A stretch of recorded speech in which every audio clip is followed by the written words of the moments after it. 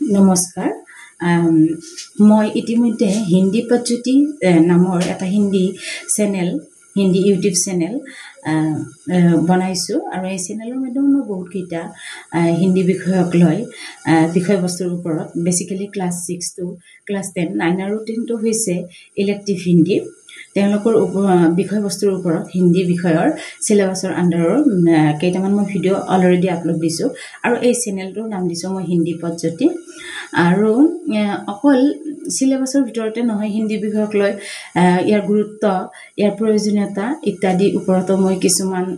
মোৰ টপিকস লৈ আহিম বুলি মই ভাবিছোঁ আৰু মই যেহেতু হিন্দী এই টিচিং চেনেলটোৰ নাম হিন্দী পদ্ধতি দিছোঁ হে মই ভাবিলোঁ এই নামকৰণেৰে মই এটা কবিতা লিখোঁ আৰু ইতিমধ্যে মই এই কবিতা লিখি প্ৰস্তুত কৰি উলিয়াইছোঁ আপোনালোকৰ ওচৰত মই কবিতাটো গাই গৈছোঁ আৰু ভাল লাগিলে কমেন্ট কৰি জনাব हिंदी पद्धति खुद एक पथ है आलोक की ओर एक छोटा सा प्रयास है आगे की ओर आओ चलो आगे जाए जीवन को आलोकित बनाए हिंदी की ज्योति अपने अंदर लाके आगे जाए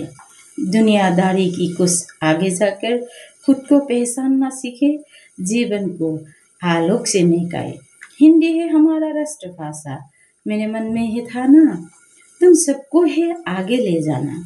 हिंदी की आलोक से पुलकित करना हिंदी पद ज्योति हो सकता है खजाना अगर तुम चाहो तो आगे जाना तो इसको जरूर अपनाना धन्यवाद এইখিনিতে হেফল আপোনালোকে কমেন্ট কৰি জনাব কেনে লাগিছে আগন্তুক ভিডিঅ'ত আকৌ লগ পাম তাৰে প্ৰতিশ্ৰুতিৰে আজিলৈ এৰিলো ধন্যবাদ